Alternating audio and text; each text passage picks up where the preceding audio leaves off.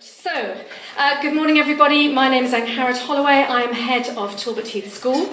My business is education, but my business impacts directly on yours in terms of the skill sets of young people, in terms of their knowledge, but also the growth of your companies. If you are not able to employ people who actually meet your needs, then business is going to struggle. And I was told 3 years ago by the Chair of Governors, Mrs. Holloway, can you devise an educational model for 2050, please? We want you to come up with a model that represents how we should be educating young people for the future. And I have to say, looking at the current UK model, with its emphasis on rote learning, relentless testing, the gentleman who devised it, I shan't name him, but his quote was, "I want every child in the UK to receive the same education that I received." That was in 1950, and they were sat behind a desk, and they had paper books, and they just had to sit quietly and learn. And I feel actually such an education is not going to prepare our young people for the future. So I looked at what the CBI was saying, I looked at what global business leaders, if you follow the World Economic Forum and see what they're saying about what they expect in terms of skill set, knowledge, and I devised a whole new curriculum. I thought what we are doing currently is wrong. So we need to educate in a different way, and I looked at the areas in terms of the skill sets that I thought that they would need.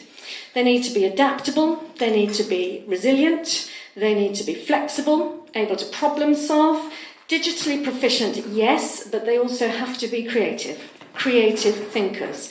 In a world of AI where you have computers number crunching, it's going to be that human flair, that inventiveness that's going to make the difference and be the distinguishing factor.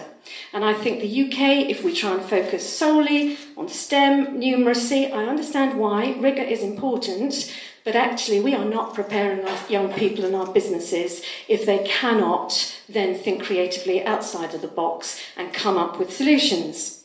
So that was the skill set that I decided to embed in the curriculum. And then I thought, what are we actually going to teach them? So, from the age of 3, we are teaching all our pupils material science. They are going to have to know, how are things made? Is it sustainable? Is there profit in that? How are you going to manufacture it? Let's have a look at lithium batteries. Let's look at the future. Driverless cars. They need to understand that. They're also going to need to be very confident coders, regardless of the job that they work in. They're going to have to understand AI. They're going to have to understand systems. We teach them all design thinking. So my 3-year-olds and 4-year-olds, Goldilocks and the 3 Bears is the example. How could the 3 Bears have prevented Goldilocks breaking their furniture? So they look at it and say, well, it's the joints, it's the structure, it's the material. Jack and the Beanstalk, how could Jack have got twice as many eggs down the beanstalk in half the time? Well, my 4-year-olds are reinforcing the beanstalk and they've got a pulley system to get the eggs down. Billy Goat's Gruff will avoid the troll completely. We're going to construct a quick, lightweight pontoon bridge. Job done. So we are teaching this in a whole interdisciplinary way. So I think that the top universities, the top companies, this idea that I'm a specialist in biology, maths, art, that's all I do, that's not going to be sufficient in the future. They're going to have to think outside of the box. They're going to have to think across disciplines. And if you look at the Massachusetts Institute of Technology or these top companies, they've got joint teams, and around that table they will have an architect, they will have a finance expert, they will have a physicist, and they will then problem solve. So global solutions to global problems with a joint approach. So we are teaching in an interdisciplinary way. In classics, they will be building trebuchets, they will be catapulting soft toy animals at then a defensive tortoise shield formation of 7-year-olds, and we will be looking at the physics. It's not Monty Python, but we will be doing that. We have been granted an explosives license to make gunpowder. The police Gentleman who came to say, unusual request, Mrs. Holloway. I said, yes, I'd like to make some gunpowder, please. Because we will be teaching them ballistics, we'll be looking at this whole idea, but we've got to get the spark in these young people's eyes. If you are a parent, a grandparent, an aunt, an uncle, you will see that the UK system, it is a relentless treadmill. And we are crushing under the weight our teachers and our children. They've lost that spark, they've lost that enthusiasm, and I think we need to have an education system that actually keeps that flame going and puts them out there. That's a brave new world they're heading into.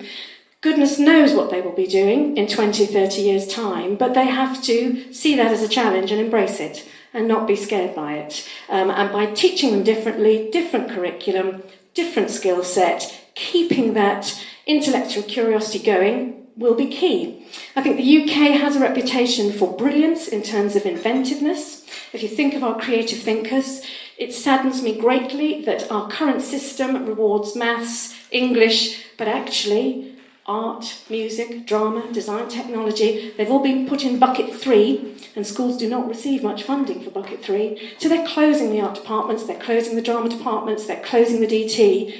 To my mind, UK, those brilliant people, those people who think, actually, well, I'm a lawyer now, I'm a physicist now, but actually, I love dance, I love drama, I love music. They'll come up with the ideas that will then push things forward. They are often the change makers in terms of their approach. So what are we going to do? We've built a new building. I said I want to educate differently. I don't want them just sitting behind desks. We've got an interdisciplinary learning centre. I said I don't want walls between the classrooms. Take them down. Can we have a building where we put the walls up, walls down? I said I want them to be able to project on the windows outside, on the walls, on the floor, interact, virtual reality, holograms, and the pupils to be able to do this themselves from the age of 4, so that they are masters of digital technology. They can operate in any field. It doesn't matter if they're an author, a performer, a writer, a lawyer. So we are now training all our students to do computer-aided design from a very young age. Our 11-year-olds have just done an architecture module in art. They looked at the works of Renzo Piano, Zaha Hadid. They then designed their own buildings. They did that on CAD software. They then went to a virtual reality room, put on the headsets and walked around their buildings that they had designed and then modified and tweaked them afterwards. This is a brave new world that I hope that our young people will be entering. But as well as the virtual, they need to be in the real. It's not good enough just to say we're just going to have young people who can work in this virtual world. They've got to be able to interact, they've got to be able to talk. For the sake of our planet and our future, we've got to have good understanding and relations. So we're teaching them all ethics from the age of 3 because it's really important. You've got to understand the consequences of the new technologies. How are they going to be used? And how are you going to, as a human being, use them for good rather than for ill? So the new building is going to be open and the new curriculum will be open to all in terms of community use. So we're saying to those schools and to those community groups, if you cannot afford to have this facility, because the government, we live in times of austerity, they're not going to start pumping in huge amounts of money into this. So we've decided to move ahead with the change and say to schools, groups across the region, come and use our facilities, look at the VR, look what we're doing with holograms, we've got the curriculum, we'll show you, we'll train your teachers, we'll open it up to community groups, and that will be happening from September. We go live with that. So we're very proud to be driving change. I think you've got to stand up and be counted. I went and asked lots of people, spoke to the council, spoken to the government. I've been very fortunate. I've spoken at a number of places. But actually, will people commit? Will they do it? Well, we've decided, yes, we will. And we're doing it now, and the excellent result of which is that people are coming to us. We're putting Bournemouth on the map and saying nationally and internationally, we have a radical new model of education which we think will prepare young people, regardless of the country, regardless of their background, for the future. So if you would like to find out more, if you'd like to get involved, we'd be very happy to speak with you, and hopefully we shall bring about change for the good. Thank you.